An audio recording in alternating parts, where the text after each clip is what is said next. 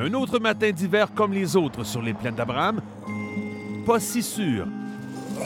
Qu'est-ce qui peut bien amener ce bulldog? Ici, à l'endroit même où il y a exactement 100 ans, son ancêtre était le roi de la ville.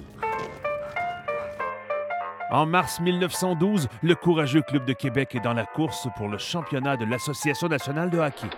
Le vieux skating rink, qui ne compte que 1400 sièges, ne suffit plus. On s'arrache les billets. En février, jusqu'à 3500 spectateurs assistent à une victoire du club de Joe Malone sur le Canadien. Au dernier match de la saison, le 2 mars 1912 à Ottawa, Joe Malone égalise le pointage avec 7 secondes à faire, puis obtient une passe sur le but de son coéquipier Joe Hall en prolongation. Une victoire de 6-5, la plus importante de l'histoire du club. Le lendemain, 6000 amateurs accueillent les joueurs à la gare du Canadien Pacifique et les portent en triomphe jusqu'à l'hôtel Victoria où on les fête en champions, ce qu'ils ne sont pas encore. Avec une victoire, les sénateurs peuvent les rejoindre au premier rang. Le mercredi 6 mars, les joueurs de Québec sont encore à l'hôtel Victoria et suivent le match Ottawa Wanderers à l'aide du télégraphe. Vers 23 h, le dernier message provoque l'euphorie. Wanderers 5, Ottawa 2, Game Over. Les amateurs sortent de l'hôtel et annoncent la bonne nouvelle partout. Le Club Québec a gagné la Coupe Stanley. Il la défend avec succès à Québec les 11 et 13 mars contre Moncton, qui l'écrase 9-3 et 8-0. Une victoire signée par 3 Irlandais de Québec, Jack McDonald avec 9 buts, Joe Malone avec 5 et le gardien Paddy Moran, auteur d'un rare jeu blanc en match de la Coupe Stanley. Le fameux trophée prend place dans une vitrine du magasin Holt Renfrew, rue Buade. 100 ans plus tard, la vieille ville a bien changé. Les années ont effacé plusieurs traces du passé. Même l'épigraphe de Joe Malone n'en souligne l'exploit. C'est ailleurs qu'il faut parfois chercher.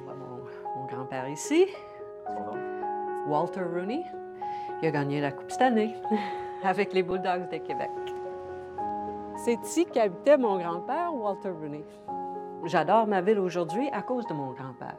Malheureusement, il est décédé en 65. J'avais que 10 ans. Je sais qu'il jouait toute sa vie, mais qu'il avait gagné la Coupe Stanley, non, à 10 ans, je ne le savais pas. Il n'en parlait pas trop. Le dernier cadeau qu'il m'a donné, là, c'était un hockey. Jean-Marc Dubuc n'a pas gardé le cadeau de son parrain, Paddy Moran, mais lui et son frère se souviennent du grand gardien. J'avais à peu près 13 ans, 12-13 ans. Et puis, il m'a montré sa montre. Il sortait sa montre, puis il en était fier, s'il vous plaît. Tous ces trophées, je les ai tous vus. Et puis, évidemment, ça a disparu, ça. La maison de Paddy Moran, rue de Sanne, est encore debout. Le ménage va se faire très bientôt. Son héritier Richard Tardivelle la rénove et en découvre encore quelques secrets.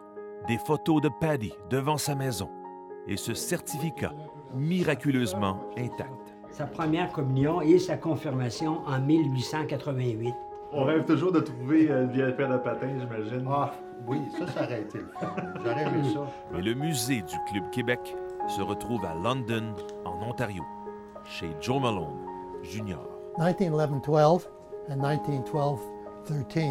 À 87 ans, le fils du plus grand joueur de Québec en garde jalousement les plus beaux souvenirs. I would say of all the events that he cherished after his career was being elected to the Hall of Fame.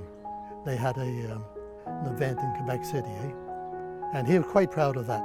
C'est à cette occasion qu'il reçoit cette plaque, le 30 mars 1952, au Colisée de Québec. I think this was a copy given to Grandpa, my grandpa. L'autre copie, longtemps en vedette au Colisée, est aujourd'hui disparue.